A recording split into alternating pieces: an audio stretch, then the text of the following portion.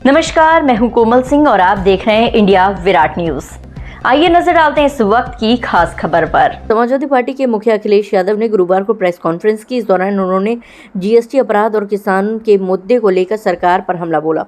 उन्होंने कहा कि एयरपोर्ट पर 2 माह में 44 करोड़ का गांजा पकड़ा गया है। सरकार काम के अलावा गंजिंग कर रही है।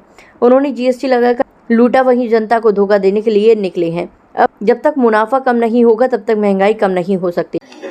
आज ही एयरपोर्ट पर जो गंजिंग कर रहे हैं उन्हें पता होगा, अखबार पढ़ा होगा उन्होंने, कि 2 माह में 44 करोड़ गांजा पकड़ा गया। बताइए।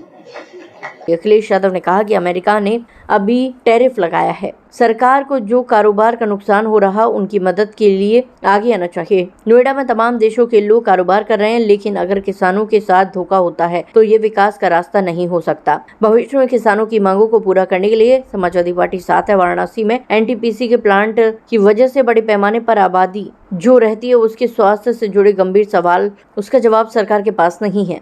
जहां आज हम लोग यहाँ बैठे हैं वहीं Uttar Pradesh international trade show का कार्यक्रम कर रहा है। ये तब कर रहे हैं जब ये भूल चुके हैं कि अमेरिका ने अभी अभी टैरिफ लगाया है।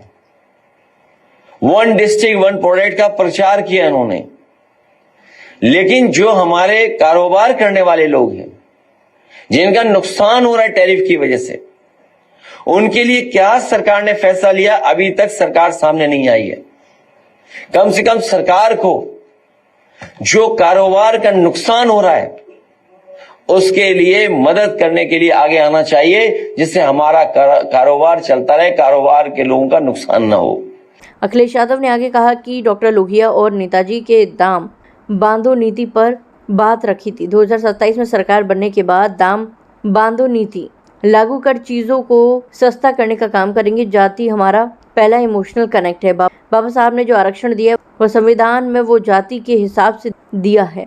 भारतीय जनता पार्टी के लोग पीडीए और बहुजन समाज की एकता से घबराए हुए हैं कि डॉक्टर राममनोहर लोहिया और नेताजी ने जो दाम बांधो नीति को लेकर के समय समय पे बात रखी थी और सरकार बनने पर कुछ चीजों पर अमल किया गया था। हम उत्तर प्रदेश की जनता को भरोसा दिलाते हैं कि 2027 में सरकार बनने के बाद दाम बांधो नीति को लागू कर करके जरूरत की चीजों को सस्ता करने का काम करेंगे।